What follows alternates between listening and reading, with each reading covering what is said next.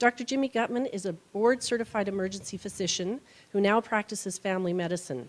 He received his training at the University of Calgary and took up his residency in emergency medicine at Emory University in Atlanta, Georgia, where he was chief resident. Upon his return to Canada, he went on to an accomplished career, eventually becoming the undergraduate director and residency training director of emergency medicine at McGill University in Montreal. He has been an organizer of many international medical conferences as well as a speaker and has contributed to the training of literally thousands of doctors and students. He has sat on the boards of numerous academic and medical institutions dealing with policy and education, and he is often heard on radio and television across North America speaking about the role of GSH in health and sickness. Ladies and gentlemen, our keynote speaker tonight, please welcome Dr. Jimmy Gutman. Thank you. Wow, you're good. You're good. So what do you think, Garth Brooks or Britney Spears? I hope it's Garth Brooks. Let's get right into it. Wow, I always get anxious looking at my own picture. Thank God I didn't wear the same tie. So how are you all doing?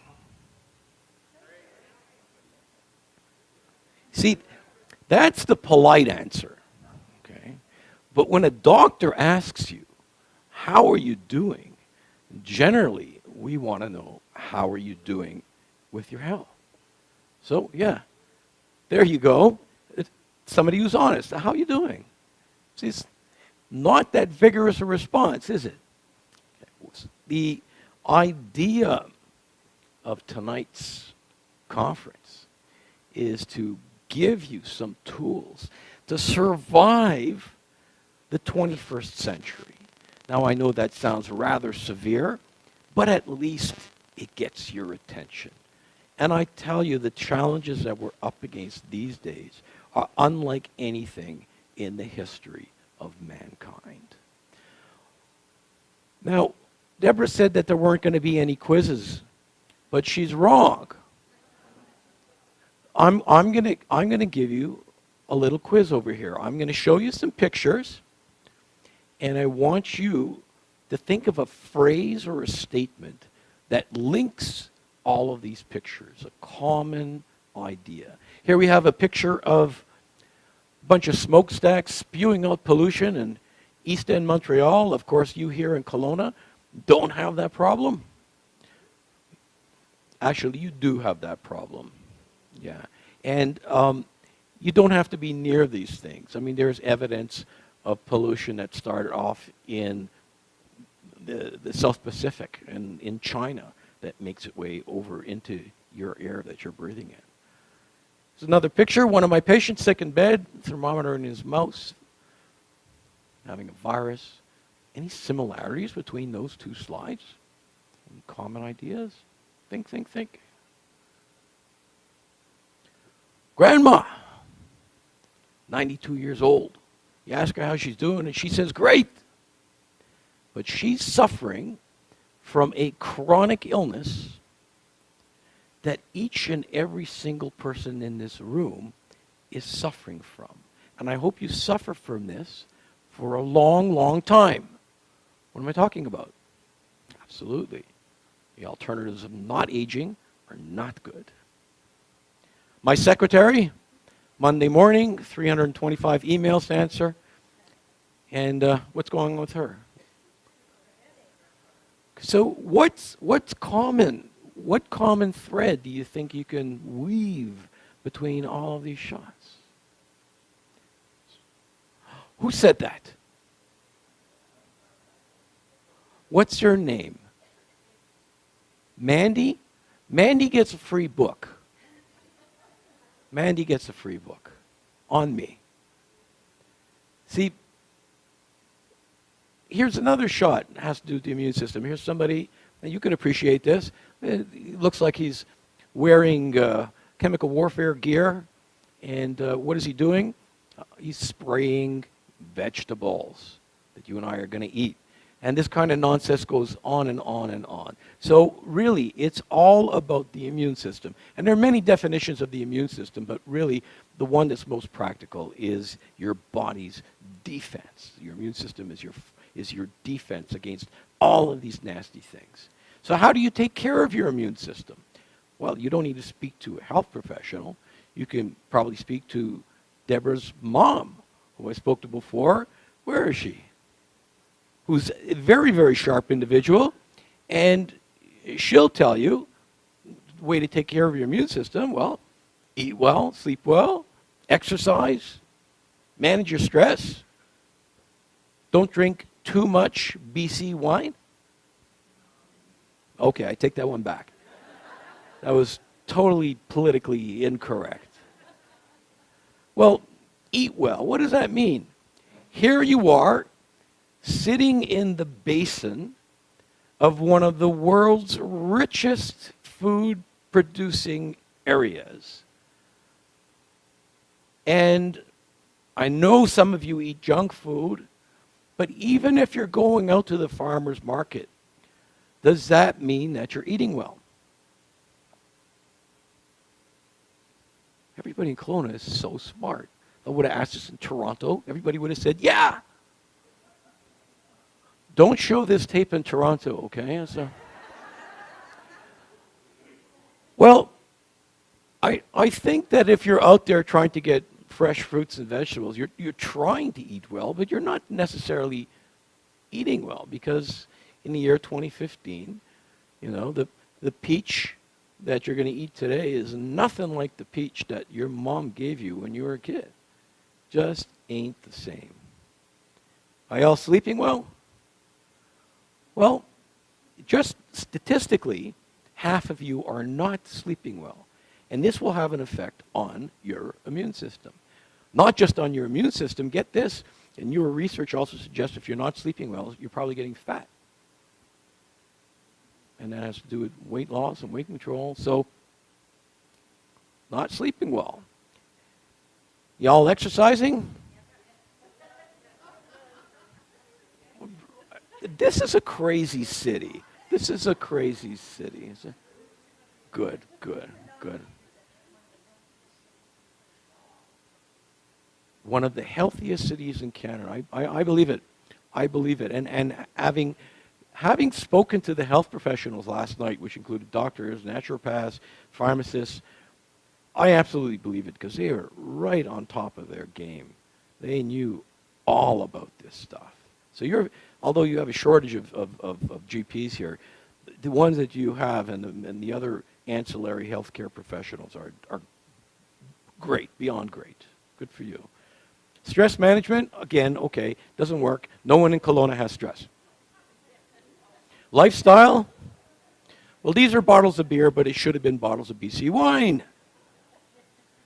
Okay, but that, those are things that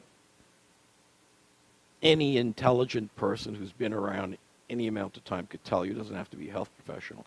But there's going to be something else added to this list in the next few years. It's certainly on my list, and that's raise your glutathione levels. Glutathione. Now that might be a bit of a mouthful, but it's something that you already have in your body. Every cell of your body manufactures glutathione. And if that's for me, tell them I'm busy. Glutathione has been called a lot of things, but it really is one of the most important things to protect you from getting sick. Now, who's not heard of this word before? Okay. Generally, most people have not heard of glutathione before, but I guarantee you that in the next 2 or 3 years, everybody will be using the word glutathione as commonly as we use words like antioxidant, because there's been well over 100,000 medical articles written on this topic. And this is an avalanche of information that is going to come crashing onto your websites and health magazines and newspapers.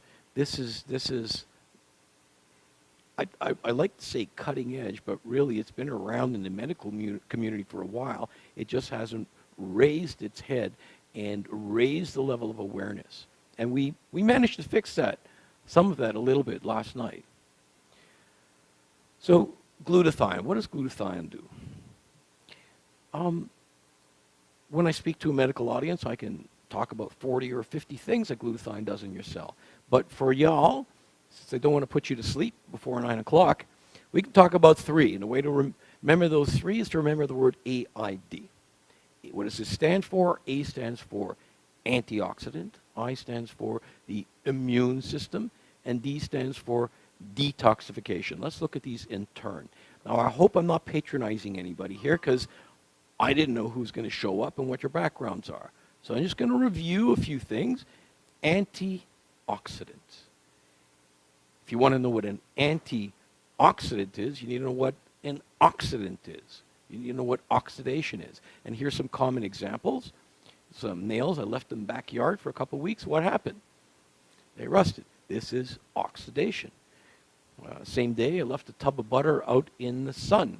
What happened? My wife turned rancid, and so did the butter. This is oxidation. And what happens when you cut an apple in half and leave it on your counter for 20, 30 minutes? It turns brown. This is oxidation. So am I suggesting that the people in this room are becoming rancid and turning brown? Yeah. Yeah, I am. And if you look at the back of your hand, if you're a certain age, you're certainly you're going to see what we call liver spots, which actually have nothing to do with the liver, but have everything to do with the fact that your tissues are becoming oxidized. Okay? Now, do I care that this nice lady has brown spots in the back of her hand?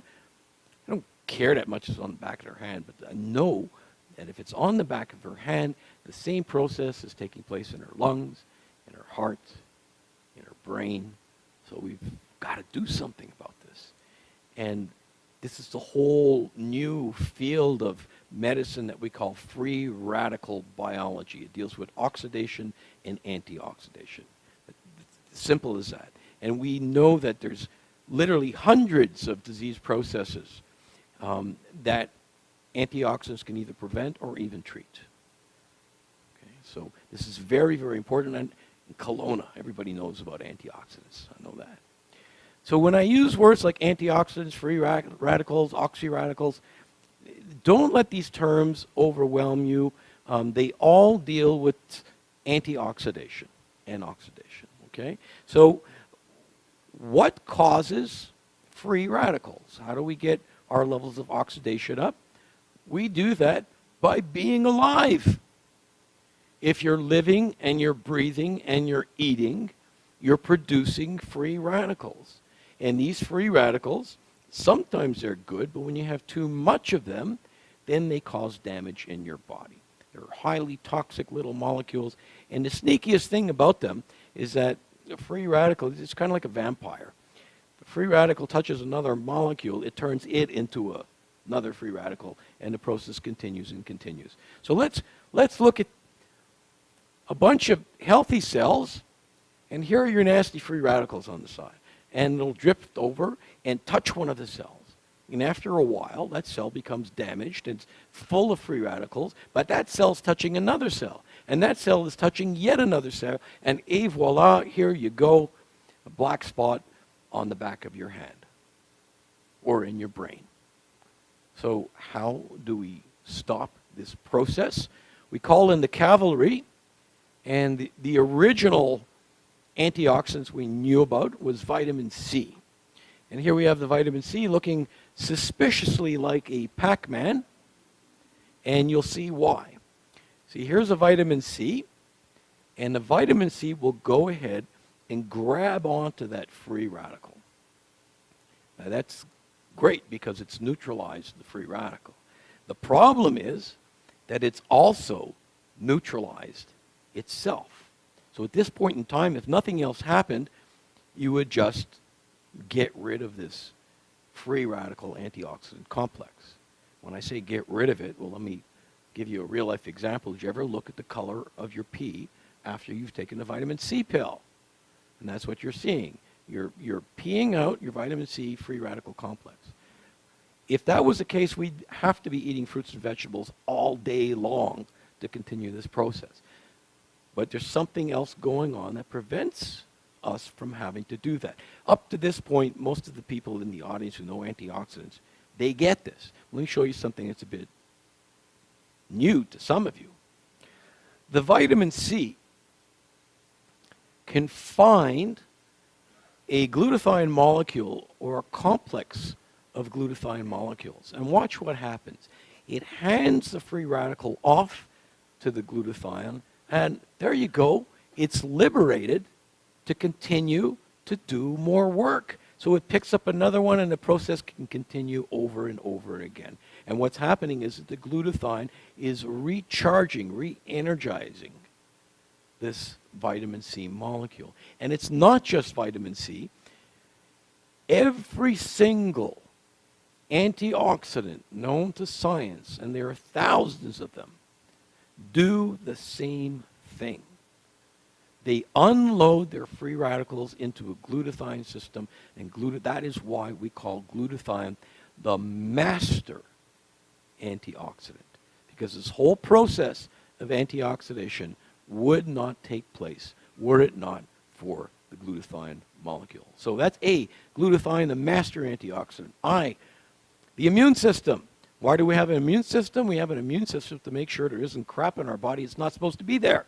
And when I say crap, I guess the medical term would be more accurately called a foreign antigen. And what kind of examples of foreign antigens do we have? Here we see a picture of bacteria. Now, do you all have bacteria in or on your body? You all nodding your head, yes. That was an easy quiz question. Here's the hard quiz question. Measured in weight, how much bacteria do you think you have in and on your body? Who said that? Excellent answer. He said 3 pounds. It's actually, that's very good. It's about 4 or 5 pounds of bacteria that we're schlepping around. You're healthy. Well, you see, most of the bacteria that we're schlepping around, though, is living in our intestines. And most of those are, in fact, good for our health. They help us digest food, and they're actually part of our own immune system. We have more bacterial cells in our body than we have human cells in our body. That's quite something. But these generally help out. These are good bacteria. But we have a mixture of good bacteria and bad bacteria. How does your body know what's a good bacteria and what's a bad bacteria? The immune system. If we didn't have an immune system to make that recognition, you die from the bacteria living in your colon. Here's another one. Here's a fungus growing in a plate. Do we have fungus on our body? Is there fungus among us?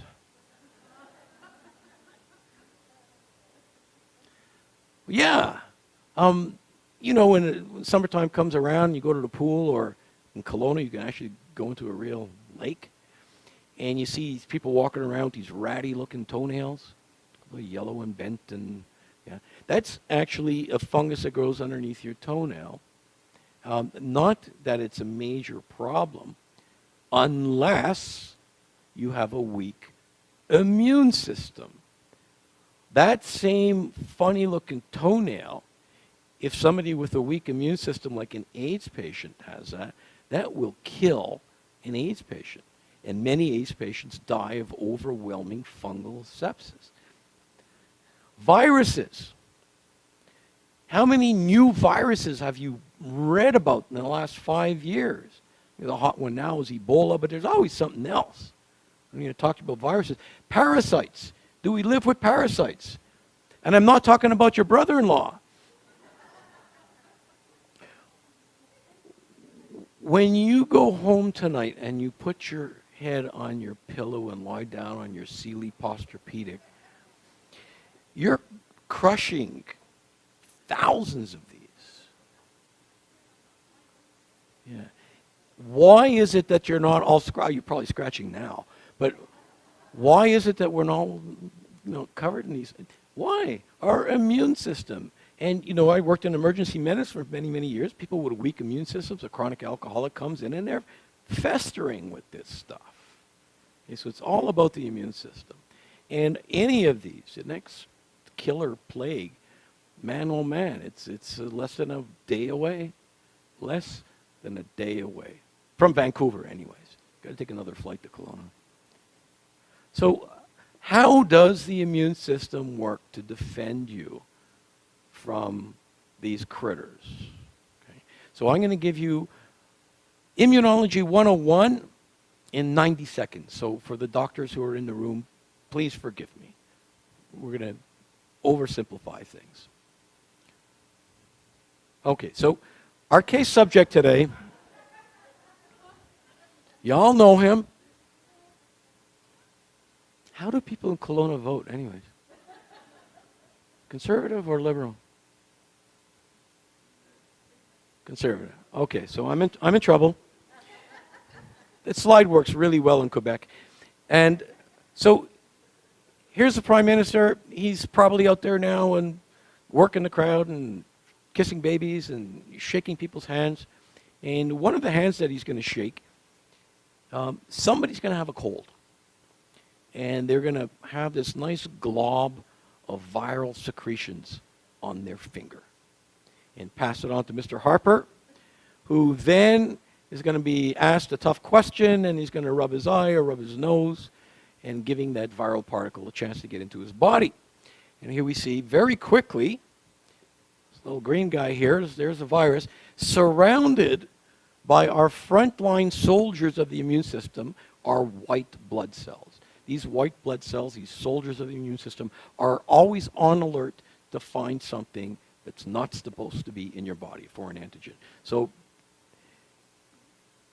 foreign antigen, are we talking about one viral particle? In 20 or 30 minutes, Mr. Harper will have hundreds of thousands, if not millions, of viral particles in his body. But he's only got a fixed amount of white blood cells. There's only a set number of these soldiers. So what does he do? The white blood cells themselves will start to divide. They'll clone themselves. And they can divide upwards of 500 times in a healthy individual with good levels of glutathione. That's not 500 white blood cells, it's 500 divisions. So if you get a calculator, or guess your iPhone, you don't have enough room on the screen to see all those numbers. And here's the key.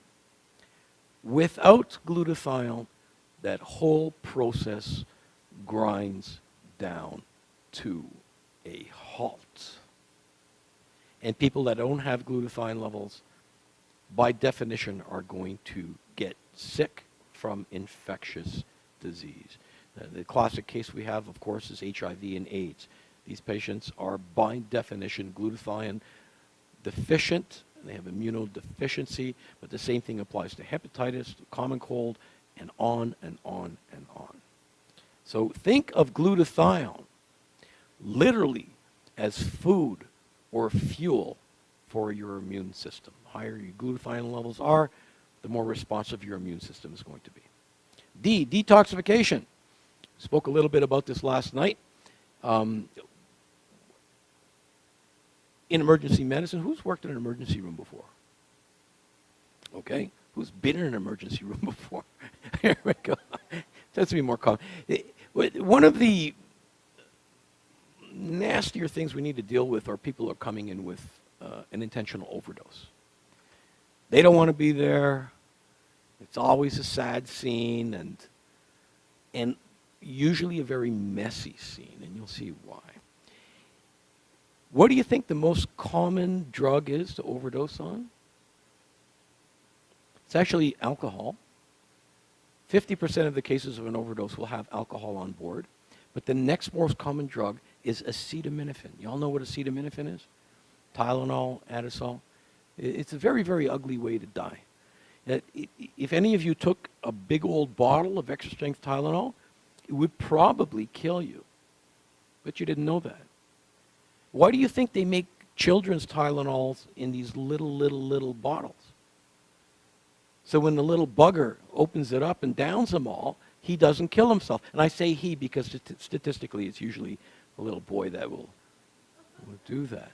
It's not an innocuous medication.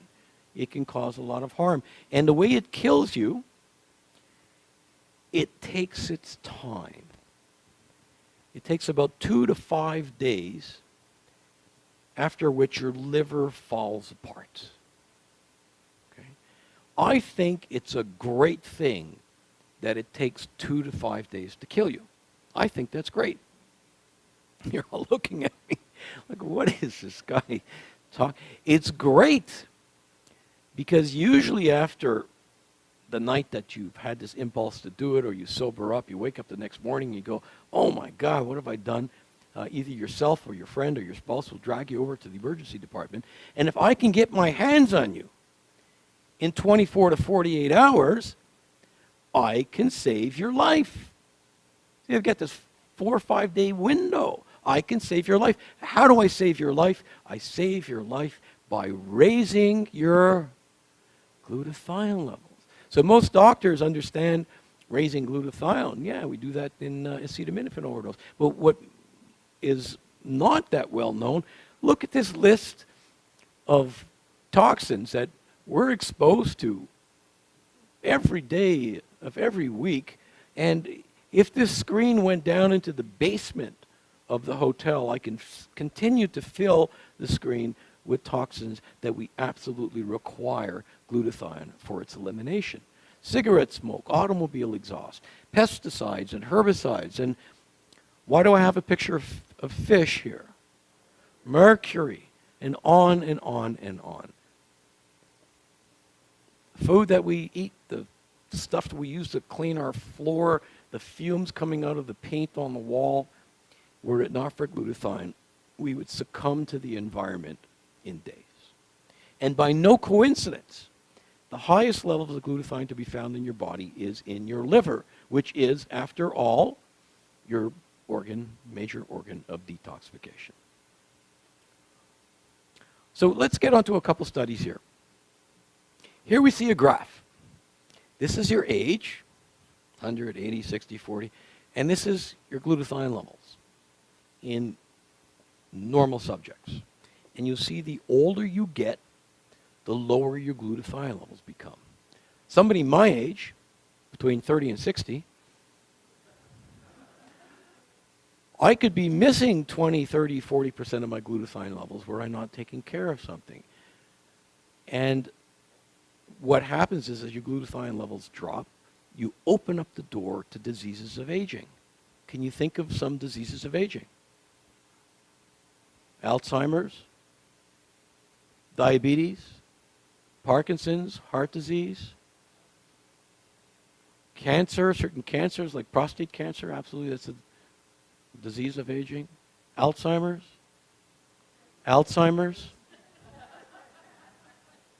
The list is long. So we see that the levels are dropping and dropping and dropping. But what's weird about this graph? Yeah. When you measure glutathione levels in individuals who are about like 100 years old, you find that they don't have low glutathione levels, they have high glutathione levels.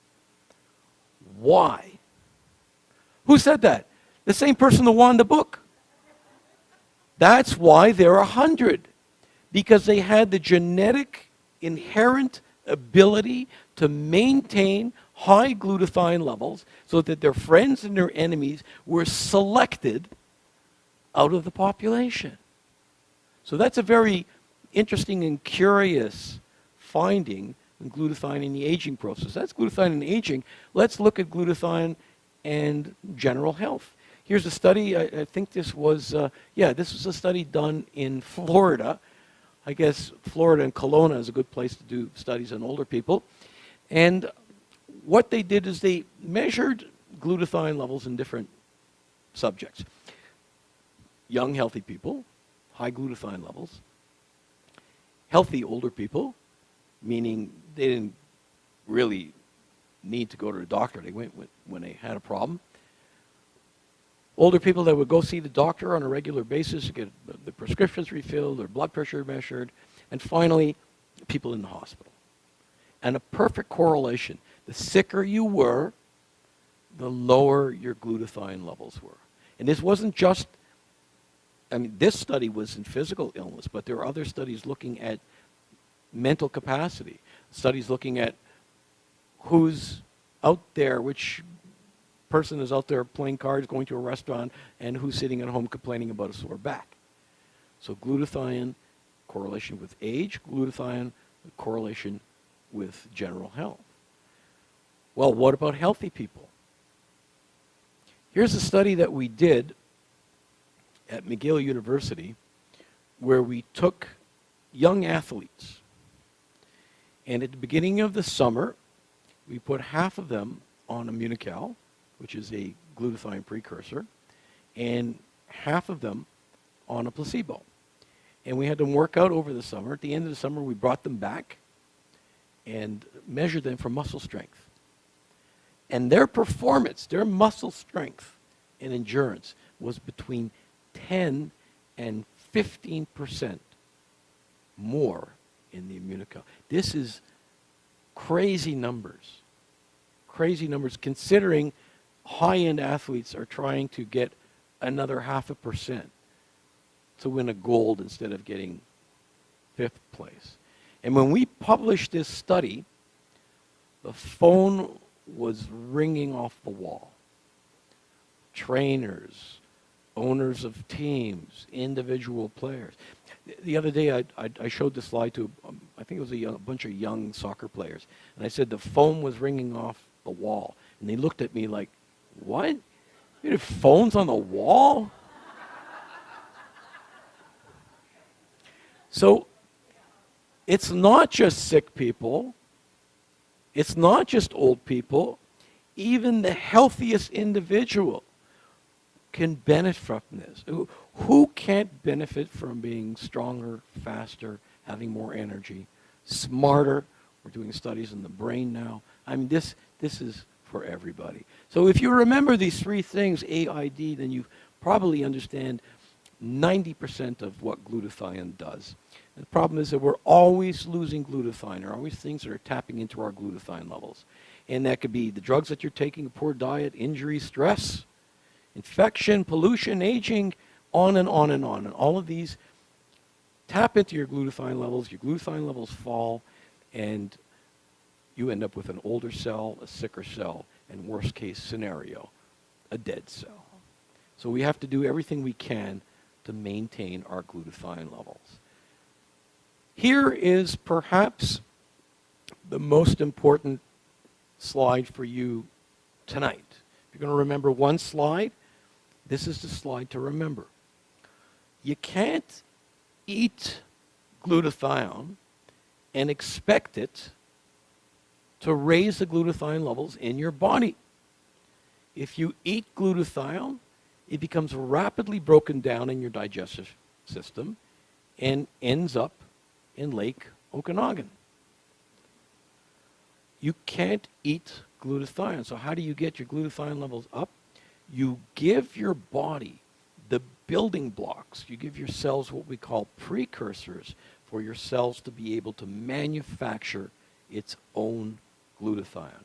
If you walk away with anything, that's the message.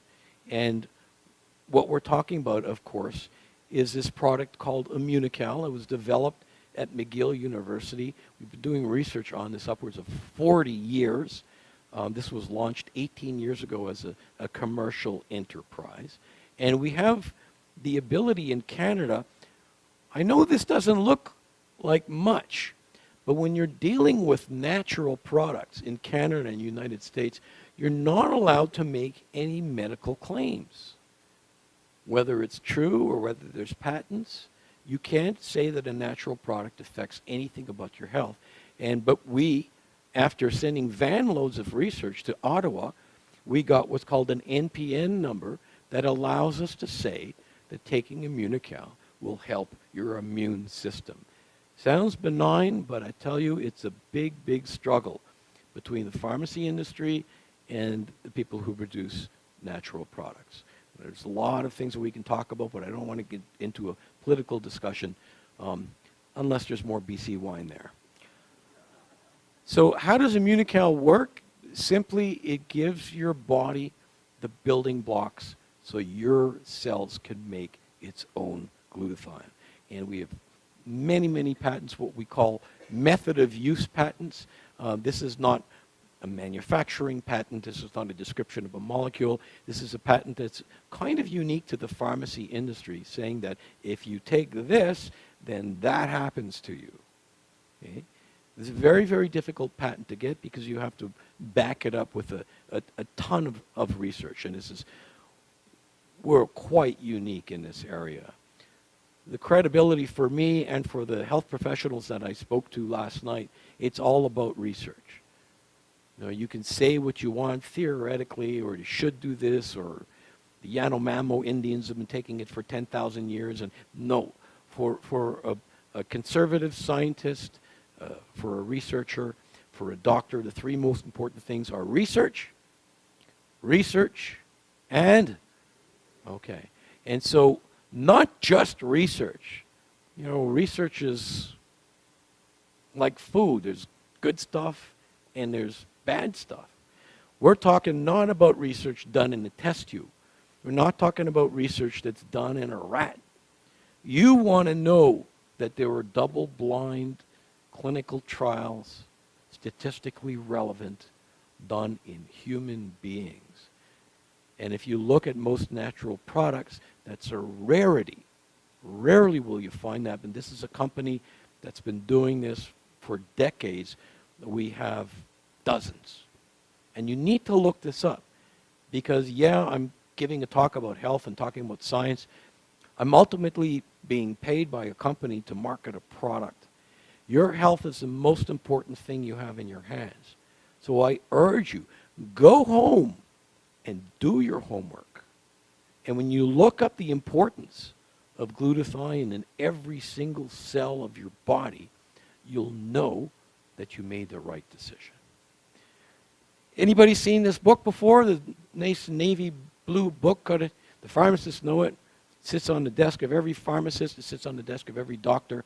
What it has is all the prescriptions that I can write your prescription for, all the pharmaceuticals. But there's a non-pharmaceutical, non-prescription thing in there under I called Immunical.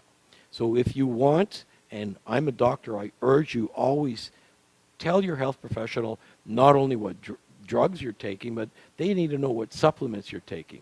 And if you speak to a pharmacist, they really want to know what supplements you're taking because there could be drug supplement interactions and all this other stuff. So we're in there. And if you want to take it, have your doctor look at it, flip open to the eye, indications, contraindications, clinical pharmacology, and all the rest of that dry stuff that doctors love to look at. So after all that, how you all doing?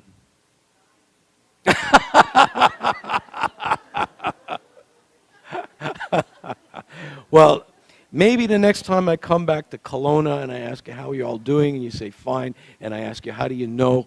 You'll tell me, you're taking Immunical and raising your glutathione levels. Thank you very much.